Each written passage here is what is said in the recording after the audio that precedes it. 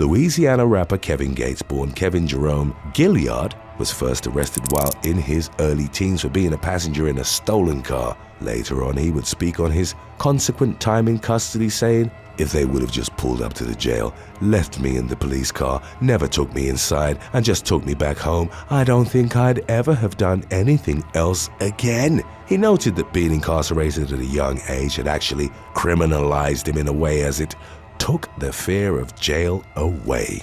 A few years after that incident, at around Christmas time in 2003, he got into an altercation outside a movie theater and repeatedly stabbed his opponent, which resulted in further jail time. In the 2010s, Gates rose to prominence with a series of mixtapes, 3 of which peaked in the top 40 on the Billboard 200 chart. The releases featured songs inspired by the hardships the rapper had faced, including street life and time behind bars. His delivery, which oscillated between melodic and aggressive along with his autobiographical honesty, would become the staples of his style. Gates released his debut studio album entitled Isla, named after his firstborn daughter, in late January of 2016. It peaked at number 2 on the Billboard chart and featured the triple platinum song Really Really and the quadruple platinum Two Phones. Around the same time, Gates once again found himself in legal trouble. A video showed him kicking an 18-year-old female fan in the chest while performing at an event in Lakeland, Florida.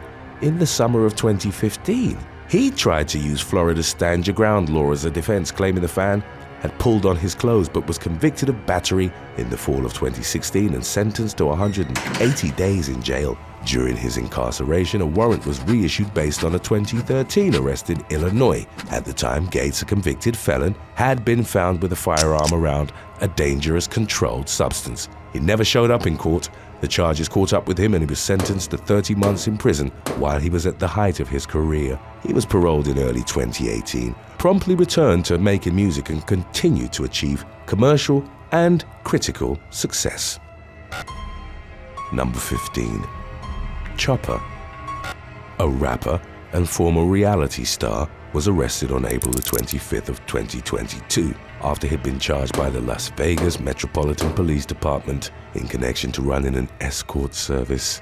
37-year-old Kevin Barnes, who rapped as Chopper, had appeared on the early 2000s MTV reality series Making the Band. In the show's wake, Barnes had become a member of the hip-hop group The Band, formed by Sean P. Diddy Combs. Leading up to his arrest, he was suspected of using his large social media following in order to recruit women as escorts. Las Vegas law enforcement set up a fake Instagram profile and started communicating with the rapper online, with the discussion revealing details about his operation. Barnes believed he was talking to a woman who was trying to leave Las Vegas due to the fact that she'd been arrested for working as an escort in the past, and the city had become too scrutinized by law enforcement for her to continue the trade. During the conversation, Barnes boasted about owning multiple houses and referred to himself as a boss. He asked the woman to meet him in Charlotte, North Carolina, and become part of his stable, a term referring to the group of women already involved in his operation. When the prospective escort showed hesitancy, the rapper started threatening her, saying, "I know how to find you and I can make it bad for you." The exchange provided investigators with sufficient evidence to arrest Barnes on trafficking charges. Number 14. Bobby Shmurder. New York rapper Aquil Gene Pollard gained mainstream attention under the name Bobby Shmurder in the spring of 2014. In the video of his breakout song, which was edited for radio as Hot Boy, Pollard performed his signature Shmoney dance, which became a meme, particularly among Vine users. The dance was replicated by several hip-hop stars, including Jay-Z and Drake. Pollard's song went viral and was ultimately certified platinum, while the video as of March of 2023 had over 847 million views on YouTube. Pollard, who has since been regarded as a pioneer of the Brooklyn drill subgenre, was signed to Epic Records. The 20-year-old was set to become one of hip-hop's most prominent stars, but in June of 2014, he was arrested and charged with felony gun possession after the police had spotted him flashing a pistol in an apartment. Pollard was released on bail and continued to build on the success of his breakout hit with a remix featuring household names in hip-hop like Jadakiss, Busta Rhymes, and Chris Brown. Pollard released his debut EP, Shmurder She Wrote, on November the 10th of 2014. A little over a month later, Pollard was arrested along with 14 members of his GS9 gang, including his brother Jacavius and his Epic record label mate Rowdy Rebel. The NYPD had been investigating GS9, short for Grimy Shooters or G-Stone Crips, for over a year before Pollard had come into the spotlight. The crew faced dozens of charges that included conspiracy, murder, attempted murder, assault, reckless endangerment, drugs and weapons possession. Pollard was identified as the driving force behind a group that, among others, was accused of indiscriminately firing their weapons in public places and getting into deadly battles with their gangland rivals. The NYPD claimed that Pollard's songs and videos were actually a chronicle of the group's criminal activity, and Pollard himself stated during multiple media appearances that his lyrics were based on real-life events. Over the course of less than a year, Bobby Shmurder had become a viral sensation, bound for superstardom, then faced a maximum of 8 to 25 years in prison. He initially pleaded not guilty to all charges, as did all of the GS9 members arrested alongside him. He remained in custody on a $2 million bail. While imprisoned at Rikers Island and awaiting trial, Pollard was involved in several fights, including one in May of 2015 between members of the Bloods and the Crips. In the summer of that same year, Pollard's girlfriend Kimberly Rousseau was caught trying to pass him a makeshift knife during visitation. Pollard was eventually sentenced to 7 years in prison after accepting a deal from the prosecution in which he pleaded guilty to 1 count of third-degree conspiracy and 1 count of weapons possession. He and Rousseau also pleaded guilty to promoting prison contraband in 2017, and the rapper was given a 4-year sentence to run concurrently with the one he was already serving. Number 13. Dite 23. Welsh rapper Dite 23 was arrested for causing criminal damage to a children's skate park and soccer pitch in Ebbw Vale, Cwm, while filming a music video. The incident took place on February the 5th of 2023 after the local rapper had reportedly put out a call on social media for those with dirt bikes, quad bikes and other vehicles to join him during shooting. Footage subsequently captured by witnesses would show dozens riding across the wet grass, tearing up the field which was rented from the local council and maintained by volunteers. Alex Price from the local soccer team, RTB Ebbw Vale Junior FC, condemned the rapper's actions, stating that he and his posse had completely ruined the whole area, which was primarily used by local children. Upcoming football matches consequently had to be rescheduled while the pitch was returfed. Price also mentioned that most of the team's income came from selling tea or coffee during home games, meaning that rescheduling would affect that aspect as well. Dite reported that he was made to look the villain while insisting that the damage had already been done by the time he'd arrived at the scene with his photographer. He acknowledged that the riders were there for him but maintained that they all got their own brains and expressed disappointment towards their actions. He offered to donate a few £100 towards mending the damage. The Ebbw Vale rapper was arrested on suspicion of conspiring to intentionally or recklessly cause a public nuisance. Number 12. Foxy Brown. Born Inga DiCarlo, Fung Marchand, rapper Foxy Brown had a meteoric rise to fame in the mid-1990s. With her debut album, Il Nana, she was widely praised for her distinctive voice, stage presence, and raunchy lyrics. With her music described as intriguingly seductive, Brown quickly became one of the most sought-after female rappers in the industry, collaborating with artists like Jay-Z, Nas, and Method Man. Her 1999 album China Doll debuted at #1 on the Billboard 200 album chart, making Brown the second female rapper to have done so after Lauryn Hill. Brown's success and significant contribution to hip-hop would be somewhat overshadowed by her legal troubles. Over the years, she was arrested several times, most notably for assault and menacing. In 2002, she was detained in Jamaica for an altercation with a policewoman at the airport and fled without making a court appearance. 2 years later, she attacked 2 manicurists at a New York City nail salon following a dispute over a $20 bill. She was sentenced to 3 years of probation that also involved attending anger management classes. Brown violated the terms of her parole and was sentenced to 1 year in prison in September of 2007. Only a month later, during her incarceration, she was sent to solitary confinement for 74 days after she'd gotten into an altercation with another inmate. A few years after her release, Brown was arrested in Brooklyn and charged with felony criminal contempt for violating a restraining order against her neighbor. 25-year-old Arlene Raymond. Back in 2007, the rapper had thrown her BlackBerry at the latter, which prompted the victim to seek and ultimately be granted a restraining order against her. In the summer of 2010, Brown allegedly swore at Raymond and mooned her. She faced up to 7 years in prison for the violation, but the charges were eventually dropped. Number 11. NLE Chopper. NLE Chopper, a rising hip-hop star from Memphis, Tennessee, was arrested in March of 2021 on multiple charges, including burglary, drug, and gun possession. The arrest came after an incident in Broward County, Florida, where the rapper Bryson LaShawn Potts, by his real name, and 2 associates were caught breaking into a tow yard. According to police reports, the masked men had jumped a fence at the Superior Towing Company in Davie while attempting to retrieve a vehicle that had been impounded. During the arrest, officers discovered a Glock 27 handgun with an extended magazine, an AK-47 Draco pistol, marijuana, and Xanax pills in the group's possession. Potts was charged with burglary of an unoccupied structure, carrying a concealed firearm, possession of Xanax, possession of marijuana under 20 grams, and possession of a firearm during the commission of a felony. He was later released on bond. In spite of previously admitting that the bag containing the drugs was his,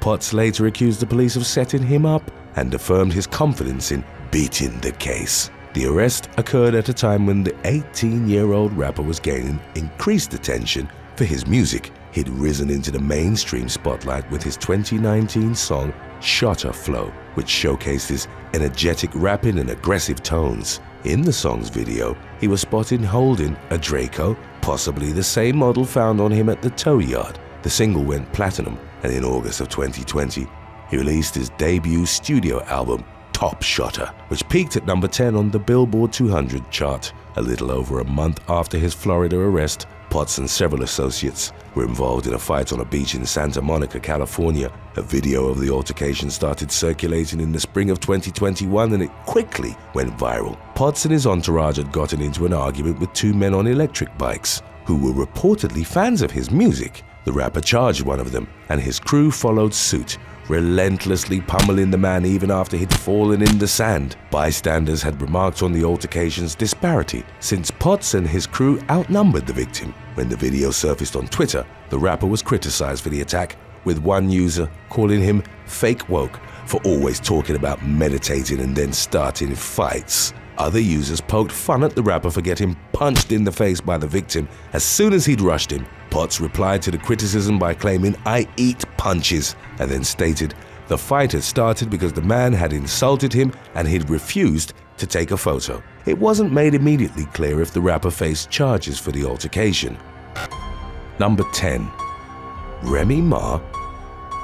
Born Remy Smith, is an American rapper from New York City who rose to prominence in the early 2000s after she was discovered and mentored by Bronx rapper Big Pun. She gained widespread recognition through her collaborations with the latter as well as with Fat Joe after joining his hip-hop group, Terror Squad. Smith's solo debut album, There's Something About Remy, based on a true story, was released in 2006 and earned critical acclaim. Throughout her career, Smith was nominated for 4 Grammy Awards and was a 2-time recipient of the BET Award for Best Female Hip-Hop Artist. Shortly after experiencing success with her debut album, Smith was involved in a shooting outside a delicatessen in Manhattan in July of 2007. The incident resulted in her former friend, Makeda Barnes-Joseph, sustaining serious gunshot wounds. Police sources indicated that the latter had identified Smith as a shooter. The hip-hop star had accused Barnes-Joseph of stealing $3,000 from her,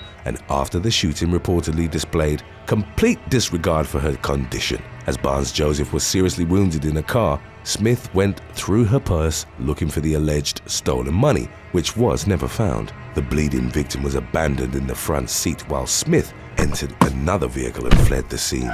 She surrendered to the police on July the 13th and was charged with assault, weapon possession, and attempted murder. She was also charged with gang assault and witness tampering after an incident in August of 2007 in which several of her male friends had allegedly attacked a witness's boyfriend. Smith was eventually acquitted of the latter charges, but in March of 2008, she was convicted of assault and illegal weapon possession, for which she was sentenced to 8 years in prison. Barnes Joseph underwent multiple surgeries in the shooting's aftermath and filed an $80 million lawsuit against Smith.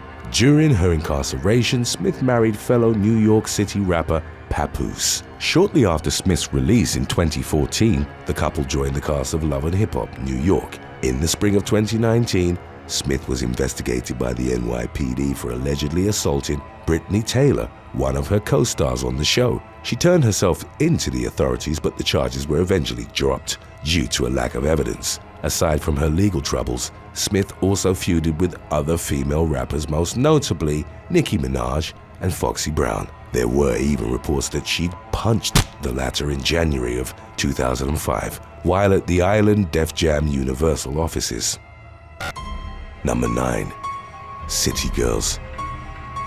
Jatavia J.T. Johnson and her partner, Koresha Young Miami Brownlee, rose to stardom as City Girls, and with a debut diss track aimed at their ex-boyfriends. The Florida duo promoted the song, which used a sample from Kaya's hit record, My Neck, My Back, through social media, and by paying DJs to play it in clubs. Just as it started receiving wider attention and right before City Girls signed a deal with record label Quality Control, Johnson was arrested and charged with aggravated identity theft for running a credit card scam. She was sentenced to 2 years in a federal prison, but a judge granted her a pushback on her surrender date. Johnson, at the time in her mid-20s, turned herself into the authorities in late June of 2018. The following month, the duo was launched into mainstream recognition with an uncredited appearance on Drake's massive hit, In My Feelings, which broke several records and topped the Billboard chart for 10 weeks. Drake even referenced Resha and JT in the song's chorus.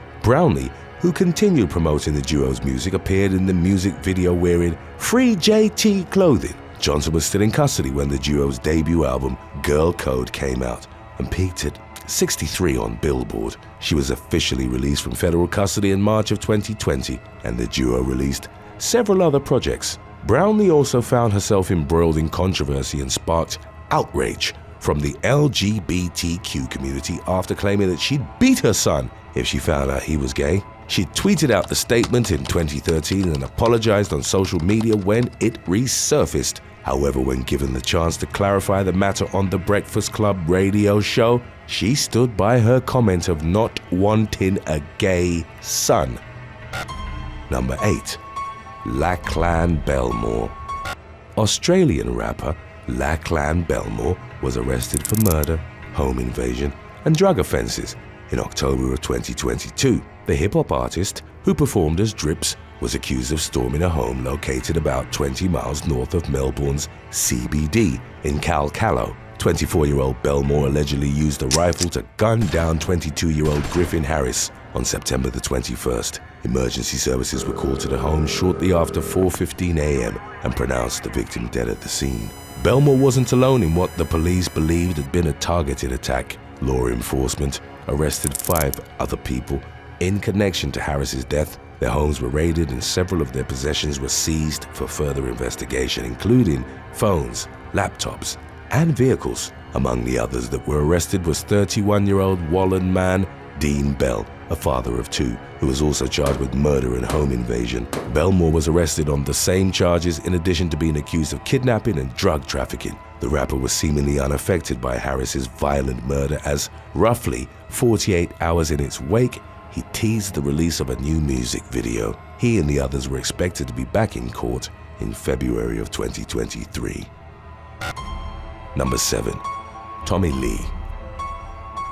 34-year-old Atasha Chizar Jefferson, better known as Tommy Lee, was arrested twice over the course of 24 hours in October of 2018. An indictment revealed that the Love and Hip Hop Atlanta star had caused a violent scene at her daughter's school in Cobb County, Georgia. Jefferson reportedly slapped her daughter with the straps of her handbag and cursed her out in front of classmates. Before dragging her down the school's hall by her hair, she then threw her daughter headfirst into a metal locker. Jefferson was arrested on charges that included battery and aggravated assault. The court barred her from contacting the victim, but Jefferson violated that order roughly 3 hours after her release from jail and was arrested once more for aggravated stalking and obstruction of an officer a few days later. Jefferson revealed in a social media post that she wouldn't be returning to the VH1 reality show on which she'd been making appearances since 2016. Prior to becoming a reality star, Jefferson had had over 24 run-ins with the law.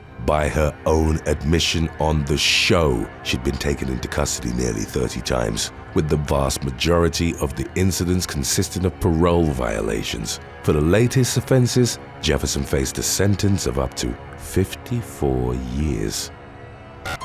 Number 6. Curtis Jackson. New York City rapper Curtis Jackson, who achieved worldwide recognition as 50 Cent, began selling illegal substances in his preteens at a time when he was living in Queens with his grandparents. He would reportedly take drug money and weapons with him to school, and he was eventually caught by a metal detector while he was a sophomore at Andrew Jackson High School. Jackson openly told his grandparents that he was a drug dealer after his arrest. He was taken into custody again in 1994 after he'd sold 4 vials of cocaine to an undercover police officer. Less than a month later, he was arrested once more and his home was raided, whereupon law enforcement found heroin and several ounces of crack cocaine. Jackson was handed a prison sentence of 3 to 9 years but was released after completing 6 months in a boot camp. He started rapping in a friend's basement and perfected the craft after meeting and being mentored by Jam Master Jay of Run DMC in the mid-1990s. He adopted the stage name 50 Cent, which was the nickname of a Brooklyn robber from the 1980s. He described it as a metaphor for change. Jackson's rise to prominence on New York's underground hip-hop scene was through the single How to Rob, in which he humorously rapped how he'd go about stealing from established names in the industry. It earned considerable attention and Jackson was slated for several high-profile collaborations. Just as he was making a name for himself, Jackson was ambushed and shot multiple times as the result of an alleged drug dispute. On May the 24th of 2000, he and a friend sat inside of a car outside the home of Jackson's grandmother in South Jamaica, Queens. Another vehicle pulled up close to theirs and a gunman emerged. He repeatedly fired on Jackson with a 9mm pistol while at close range. The rapper suffered 9 gunshot injuries, including to both of his legs, chest, and cheek. The facial wounds resulted in a bullet fragment becoming permanently embedded in his tongue, giving him a slight slur. His alleged shooter, Darryl Baum, a friend and bodyguard to boxing legend Mike Tyson, was shot and killed 3 weeks after the attack on Jackson. The rapper fully recovered in just 5 months, resumed making music, and grew in popularity by releasing a series of mixtapes. One of them eventually attracted the attention of fellow rapper Eminem, who was at the time arguably the biggest name in the hip-hop industry. Jackson worked with him and producer Dr. Dre to release his highly anticipated debut album, Get Rich or Die Trying. It was a massive success that became the best-selling album of 2003 in the US, went platinum 9 times, and catapulted 50 Cent to superstardom. The rapper referenced the shooting and the fate of his gunman in one of the songs on the album entitled Many Men, with one line saying, "He got hit like I got hit, but he ain't breathing." Jackson interpreted surviving the shooting as an indication that he had a higher purpose in music rather than crime. Nevertheless, he would experience more legal troubles that paralleled his growing fame. One such incident occurred on May the 10th of 2004, when Jackson made a surprise appearance at the Hippodrome nightclub in Springfield, Massachusetts. While performing, the rapper was hit in the head with a water bottle. Jackson took off his chain before jumping into the crowd and was followed into the ensuing melee by his bodyguards. 2 women accused the rapper of trampling them and another claimed he'd punched her in the face. Jackson was charged with 3 counts of assault and battery. He was ultimately given 2 years probation with several conditions that included staying off drugs and being randomly tested, attending anger management counseling, and producing an educational anti-violence public service announcement. Number 5. Christopher Prince Michael Hearty. Christopher Prince Michael Hearty, a former star on the VH1 reality TV show Love and Hip Hop Miami, was arrested in August of 2021 on charges of domestic violence and kidnapping. The arrest took place at approximately 2 p.m. local time in Miami. According to a police report, 31-year-old Hearty had become aggressive during an argument with his girlfriend and physically assaulted her. The unnamed woman had gone to his apartment in Brickell to return his shoes. She allegedly threw them at Hearty after the row had erupted. The hip-hop star retaliated by slamming her to the ground, choking her and punching her in the mouth. The victim also alleged that Hearty dragged her by the hair and held her against her will. She sustained multiple injuries, including bruises and scratches to her lip, neck, chest, arms, and legs during the attack. She was eventually able to break away and reach an elevator. Hearty was taken into custody by the Miami-Dade police and charged with domestic battery by strangulation, false imprisonment, and kidnapping. He additionally faced the lesser charges of disorderly conduct and possession of a controlled substance without a prescription. Hearty was held at the Turner Guilford Night Correctional Center in Miami before being granted a $25,000 bond. Footage from his court appearance on August the 12th made its way to the internet and showed him as he broke down in tears during the hearing. At the time of his arrest, Hearty was due to attend a press conference promoting an upcoming boxing match against TikTok star Holly God. Hearty rose to fame as a founding member on the cast of Love and Hip Hop Miami. When the series premiered in 2018, he displayed a party boy persona on the reality show, and he became known as the Prince of South Beach. But he was eventually let go by the show's producers after 2 seasons. Number 4. Tory Lanez. Tory Lanez, born Daystar Peterson, is a Canadian rapper, singer, and songwriter who first gained recognition for his mixtapes and collaborations with major artists such as Meek Mill, Justin Bieber, and Sean Paul. His debut studio album, I Told You, was released in 2016 and included hits like Say It and Love. Peterson's 4th studio album, Chicks Tape 5, peaked at number 2 on the US Billboard 200. The hip-hop star's blossoming career took a dramatic turn following the events of July the 12th of 2020. On that date, fellow rapper Megan Thee Stallion, Megan Javon Ruth Pete by her real name, sustained injuries to her feet following an argument at a party in the Hollywood Hills. Pete, Peterson, and another unidentified woman were in the same car when it was pulled over by local law enforcement. Peterson was arrested for carrying a concealed firearm, while Pete's wounds were at the time reported to have been caused by broken glass. Later in July, in a tearful Instagram live session, she revealed that she'd been shot in both feet. Although she didn't say who the person responsible was, Pete ultimately named Peterson as her shooter in another live session the following month, stating, "I didn't tell the police what happened immediately right there because I didn't want to die." The shooting sparked a media frenzy as each party and their representatives accused the other of lying about what had happened. Despite the allegations, Peterson maintained his innocence and released an album titled Daystar in the fall of 2020, in which he addressed the shooting in nearly every song. He claimed that Pete and her team were trying to frame him. On the song Money Over Fallouts, Peterson rapped, "How you get shot in your foot don't hit no bones or tendons." However, the album received a fair degree of backlash from fans and the music industry, with some accusing Peterson of exploiting the incident for publicity and launching a smear campaign against Pete. The rapper's streaming numbers dropped significantly, and a number of artists ceased working with him. A month after the release of his album in October of 2020, Peterson was officially charged with 1 felony count each of assault with a semi-automatic firearm, personal use of a firearm, and carrying a loaded, unregistered firearm in a vehicle. Pete spoke about the incident in an op-ed for the New York Times, in which she noted, "Black women are still constantly disrespected and disregarded in so many areas of life." Pete recounted that she was shot twice by a man with whom she wasn't involved in a relationship and from whom she'd been trying to walk away.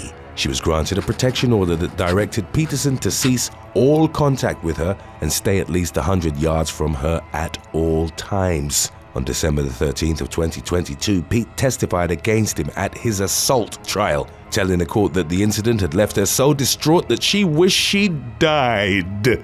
10 days later, Peterson was convicted of assault with a semi-automatic handgun, having a loaded and unregistered firearm in a vehicle, and gross negligence in discharging his firearm. He faced up to 22 years and 8 months in prison, and as of the latest updates on the case, his sentencing was delayed until April the 10th of 2023. Number 3. Kanye West.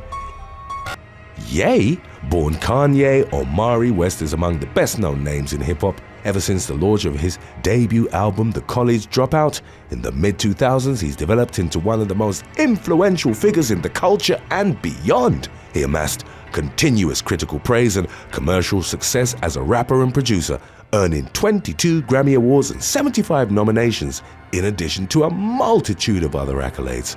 West is also among the few names in hip-hop to have become a billionaire through his business ventures, particularly his Yeezy sneaker brand. While widely celebrated for his artistic contributions and innovations, West is also among the most controversial hip-hop stars. His behavior on social media and at award shows, along with his views on matters such as politics, race, or slavery, have been the subject of outrage in some circles and true speculation regarding his mental health. He was diagnosed with bipolar disorder in 2016, but went back and forth on accepting the diagnosis publicly in the years that followed. One notable incident that drew considerable media attention occurred at the 2009 MTV Music Video Awards when West walked out on stage as Taylor Swift was accepting her award for Best Female Video. He took the microphone from Swift and proclaimed that Beyoncé should have won instead. The move drew criticism from others in the music industry and beyond, with President Barack Obama calling West a jackass for the move.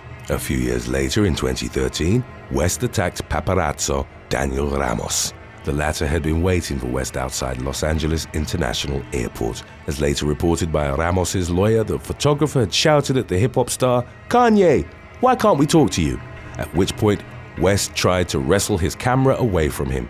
Ramos fell and injured his hip in the struggle. West was sentenced to serve 2 years probation in 2014 after he was convicted of misdemeanor battery. He was also ordered to attend 24 anger management sessions, perform 250 hours of community service, and pay restitution to Ramos. West settled a civil lawsuit with the latter in 2015, just a week before it was about to go to the trial. Some of West's controversial statements include saying that abortion is genocide and population control of black people, and that slavery sounds like a choice. He subsequently apologized for the latter, claiming that he was advocating for freedom of expression and thought as a means of escaping mental enslavement. In 2022, West's collaborations and partnerships with several high-profile brands including Adidas, Balenciaga, and Gap were terminated after he'd made a series of anti-Semitic statements on social media. One of them was that he was going to go DEFCON 3 on Jewish people, while also claiming that they were controlling his music and businesses.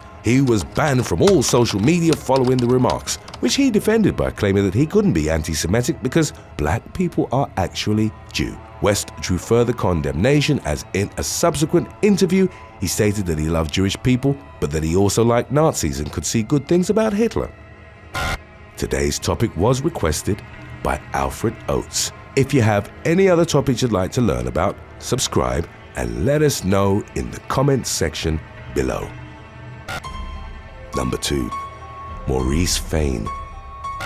In the fall of 2021, Georgia man Maurice Fain was sentenced to 17 years in prison for his involvement in a Ponzi scheme and a fraud case. The latter saw him illegally obtain over $2 million in government-backed loans meant to assist small businesses during the COVID-19 pandemic. Fain had appeared on Season 8 of VH1's Love and Hip Hop Atlanta as the love interest of longtime cast member Carly Redd. Also known as Arkansas Mo, he was arrested in May of 2020 and charged with bank fraud after he allegedly used the Paycheck Protection Program, PPP, to purchase a Rolex watch, a Rolls-Royce, custom-made diamond jewelry, and other luxury items. He also diverted about $40,000 of the taxpayer money towards paying child support fees. The PPP was established as part of the CARES Act to provide financial assistance to small businesses affected by the pandemic. According to court documents, Fain submitted false loan applications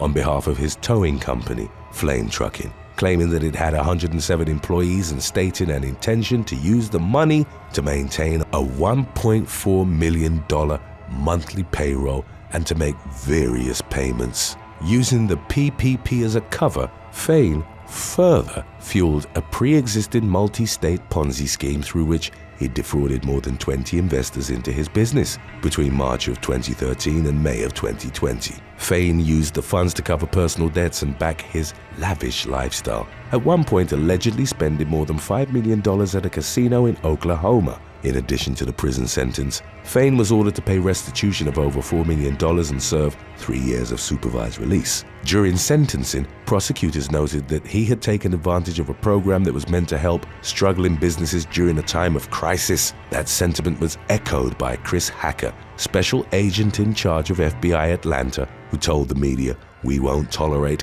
anyone driven by personal greed to pocket American taxpayer money."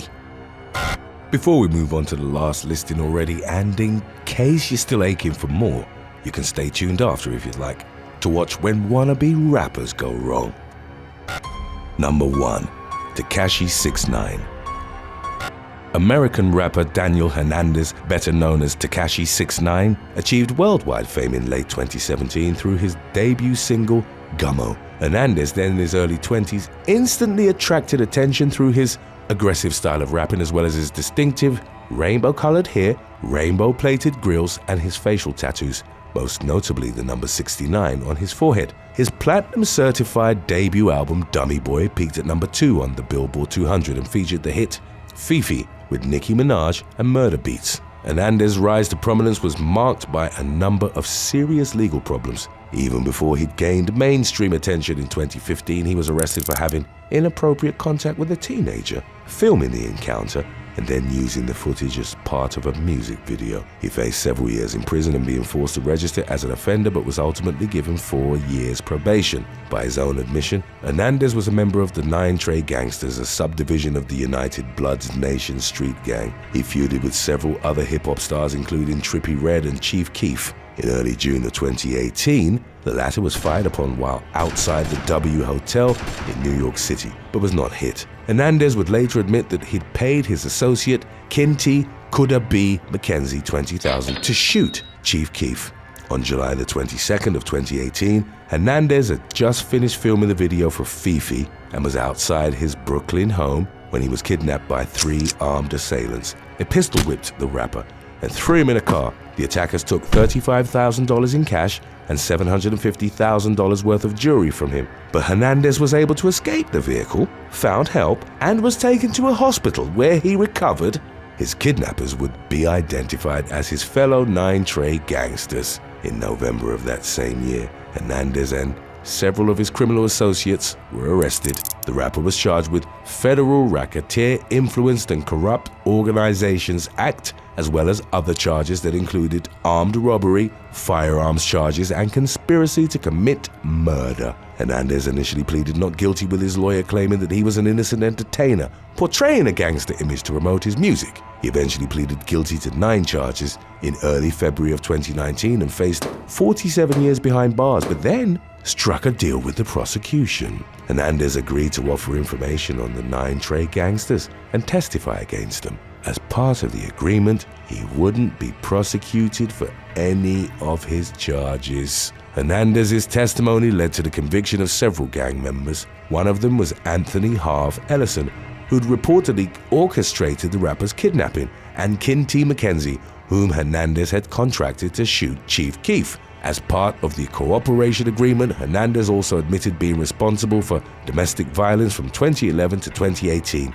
No victims were mentioned in court, but the timeline corresponded to allegations of abuse from his ex-girlfriend and mother of his daughter, Sarah Molina. She reported that Hernandez had abused and severely beaten her on multiple occasions throughout their relationship. For all his crimes, Hernandez was ultimately only given a 2-year sentence with credit for time served, and he was released to home confinement in the spring of 2020. The rapper's decision to collaborate with the authorities had led to concerns of attempts on his life, as doing so had been in violation of the street code. Hernandez nevertheless returned to music and released the defying single Gooba with a music video in May of 2020, which went viral and amassed hundreds of millions of views on YouTube alone. One line of the song was seemingly aimed at those criticizing him for cooperating with law enforcement, with Hernandez rapping, "Tell me how I ratted, came home to a big bag." Number 7. Jacavius Smith. In December of 2021, Orlando rapper Jacavius Smith, who performed under the name Glock 9 or 9Lock9, was sentenced to more than 7 years in federal prison after being indicted on federal firearms charges. Earlier in July, he'd pleaded guilty to possession of an unregistered firearm, using another person's identity, and committing a crime while on pretrial release. The penultimate charge followed an investigation which revealed that he'd used another name to fraudulently apply for and receive benefits through the Paycheck Protection Act. Smith, who went viral on TikTok with the song 223s, on which he was featured alongside YNW Melly, was also charged with attempted second-degree murder. In July of 2020, he'd opened fire on a house in Orlando, which was also occupied by a woman and her 3 children, reportedly targeting a rival rapper. No one was hurt, and the testimony of a witness who told the authorities Glock 9 wants to be Orlando's only rapper offered detectives some insight into Smith's murderous motivation. Number 6. Ishwani. Former high school cheerleader Karina Slusser moved to New York City from a small town in rural Pennsylvania in the summer of 2017. Less than 2 months since her arrival in the metropolis, Slusser disappeared without a trace from a motel in the Queensboro, where rooms were rented by the hour. It later emerged that the young woman, then aged 19, had been ensnared in a human trafficking ring, offering escort services. Her first handler had been 32-year-old procurer Giovanni Puguero, who allegedly sold Slusser to various buyers with whom she was expected to engage in intimate relations. They stopped working together after an incident in August of 2017, when the young woman reportedly caught Puguero stealing $300 from her purse. Upon confronting him about the theft, she was slammed against a wall and choked. Slusser was granted a temporary restraining order against Puguero before, in early September, she became involved with a new procurer. He was aspiring rapper Ishwani, a man in his early 20s who'd already been handling another woman when they met. He and Slusser exchanged roughly 800 messages from September the 10th to the 20th, and he'd posted an advertisement online offering a 2-girl special providing photos of Slusser and the other victim. According to court records, Wani and Slusser eventually fell out after one of the rapper's other trafficking victims had grown jealous of their relationship. Slusser was last seen on September the 20th of 2017 when Wani left her at the Haven Motel in Queens in a room paid for by another man. In spite of their previous altercation that had resulted in an assault charge, Slusser sought Puguero's help over social media, telling him that Wani had left her with no money and food. They made plans to meet up, but it's unclear if they ever did, and the teen was never heard from again. The pending assault charges against Puguero were dismissed after Slusser failed to show up for a court hearing, but he adamantly denied having been the last person with her. In November of 2019, in Manhattan Federal Court, Wani was sentenced to 15 years in prison for human trafficking after he'd been arrested by the NYPD following an undercover operation. He denied having passed Slusser off to another procurer and claimed that he had no idea what had become of her or whether she was still alive. Number 5. Cameron Williams. Rapper Cameron Williams, better known by his stage name as C-Blue, got into a scuffle with NYPD officers in the Bronx on January the 18th of 2022. As he was being searched by 27-year-old officer Kasim Pennant, Williams was reported to have accidentally discharged a firearm. After the two had become embroiled in a physical altercation, a single bullet struck and injured Pennant while Williams himself was hit in the groin. Both subsequently recovered, with the rapper then in his late teens being taken to a juvenile detention center after receiving treatment. As reported by a local media outlet, Pennant was subsequently released from the hospital to the cheers of his fellow officers. Just 9 days after he'd been arrested, Williams walked free after posting his $250,000 bail, using money from his record deal advance on his contract with Interscope Records. The union representing NYPD officers was enraged by the judge's decision to grant the young offender bail, particularly since he'd already been on probation for a 2020 gun possession at the time of the shooting. Among those critical of the outcome was also New York City Mayor Eric Adams, who claimed, "It is further proof that our current system is failing us." According to updates on the case from mid-March of 2022, Bronx Supreme Court Justice Naita Sema recommended Williams be tried in family court rather than adult court, as she believed the NYPD had searched the teenage rapper without providing a legitimate reason. Number 4. Heather Morgan. In 2022, multiple media outlets revealed that an aspiring social media influencer and rapper, had been officially charged in connection to one of the largest cryptocurrency heists ever reported. 31-year-old Heather Morgan, who performed as Razzle Khan, would often rap about her purported CEO lifestyle in her videos, which amassed hundreds of thousands of views on YouTube alone. The self-dubbed Crocodile of Wall Street performed a brand of hip-hop that was meant to exaggerate and give a somewhat comedic twist to various topics, including social distancing, fashion, and her purported financial prowess. She explained the name of her online rap persona, Razzle Khan, as inspired by Genghis Khan, but with more pizzazz. The case against Morgan originated in 2016 when the cryptocurrency exchange Bitfinex was hacked, resulting in the theft of 119,754 Bitcoin. At the time, it was worth an estimated $71 million, but considering the massive growth that the cryptocurrency subsequently experienced, the theft came to be valued at $4.5 billion. The money was siphoned out in more than 2,000 unauthorized transactions that funneled it into digital wallets, dispersing funds between Morgan and her husband, fellow tech entrepreneur Ilya Dutch Lichtenstein. The authorities were able to trace the money, and in what the DLJ reported as its largest financial seizure ever, recovered 94,000 Bitcoin, estimated at $3.6 billion, from a wallet controlled by Lichtenstein. Over the period of 5 years, the rest of the 25,000 Bitcoin had been transferred out of the wallet through an intricate money laundering process and spent on NFTs, gold, hotels, gaming consoles, Uber rides, and Walmart vouchers, among other items and services. On February 8th of 2022, Morgan was arrested in Manhattan, and if found guilty, she and Lichtenstein face up to 20 years in prison on charges of conspiracy to commit money laundering. As of the latest reports on the matter, Netflix had initiated efforts towards getting the rights to Razzle Khan's story. Number 3. Jamel Maurice Demons.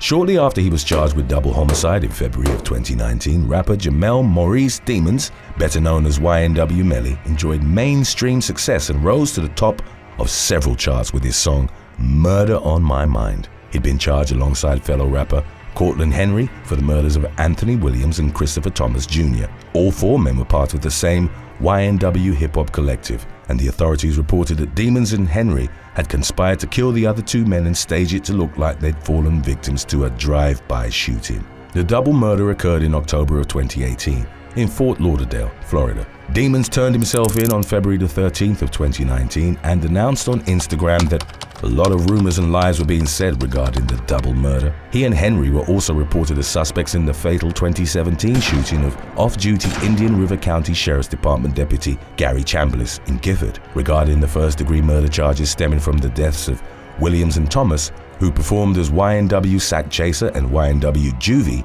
Demons pleaded not guilty, and his trial date was scheduled for May the 23rd of 2022. The 22-year-old's lawyers were concerned that lyrics from Murder on My Mind, one of which read, "I'm a murderer, yes, yes," might be used against him in court. While rumors arose in the aftermath that the song was a confession to the double homicide, with the controversy adding to its mainstream draw, it had actually been released a year prior to the shooting. Number 2. Vonte Antonio Baines. 31-year-old rapper Vonte Bizzle, whose real name is Vonte Antonio Baines, was ordered to stand trial on December the 29th of 2020 in downtown Los Angeles after being charged with access device fraud, aggravated identity theft, and interstate transportation of stolen property. Through his music and social media accounts, Baines openly bragged about getting rich by fraudulently obtaining jobless benefits under the Coronavirus Aid, Relief, and Economic Security Act. Baines exploited the Pandemic Unemployment Assistance provision of the Act, designed to expand access to unemployment benefits to self-employed workers, independent contractors, and others who would not otherwise be eligible. He uploaded a video to YouTube which has been viewed over 350,000 times, entitled EDD, which is short for the Employment Development Department, the department that administered the benefits. In the shocking video, Baines basically gave up his entire illegal operation, and while holding up several envelopes from the EDD, rapped that he was getting rich by going to the bank with a stack of these, likely in reference to the debit cards that came in the mail from the department. Another man featured on the song further expanded on the delusional ingenuity of their money-making scheme by rapping, "You gotta sell cocaine, I just file a claim." Baines also bragged about defrauding the EDD on his Instagram. An investigation discovered at least 92 EDD debit cards preloaded with over $1.2 million in fraudulent obtained benefits mailed to addresses in Beverly Hills and Koreatown to which Baines had access. He and others involved in the operation had spent over $700,000 in cash from the cards. The rapper pleaded not guilty to the felony charges leveled against him, for which he faced a maximum sentence of 22 years in federal prison. Number 1. Kwame Wilson. In September of 2012, rapper Young QC, whose real name is Kwame Wilson, was at the funeral of his mother, Yolanda Holmes. Others in attendance remember that Wilson, an only child, seemed distant and unaffected by his mother's passing. 45-year-old Holmes, who owned the Nappy Head Salon in uptown Chicago, had been fatally stabbed and shot at her home in the 1000 block of West Montrose Avenue. While the incident, which occurred on September the 2nd, was initially investigated as a robbery gone wrong, it soon emerged that Wilson had hired a hitman to kill his mother. The reason, as reported by the authorities, had been financial gain and a desire for fame. As claimed by friends of the victim, Holmes would always financially help her son, spoiling him with expensive clothes and a Camaro, but he reportedly wanted more. Within a week of the woman's death, Wilson liquidated her bank accounts, which totaled over $90,000, and he was also the beneficiary of her 2 life insurance policies. The wannabe rapper used the money to fund and flaunt a lavish lifestyle across Facebook, YouTube, and Instagram. His displays of wealth included him being in expensive cars, wearing designer clothing, or holding up massive stacks of cash. In one clip, he was seen giving back to his fans by launching $100 bills in the air to a frantic gathering. The authorities soon identified him as the mastermind of Holmes' murder, and he was arrested. Wilson was ultimately sentenced to 99 years in prison, just 1 year less than the sentence handed down to Eugene Spencer, the assassin he'd hired and whom he'd told in a phone conversation to make sure his mother was dead. Thanks for watching. For a month, would you rather only speak in rhymes or mime everything you wanted to say? Let us know in the comments section below.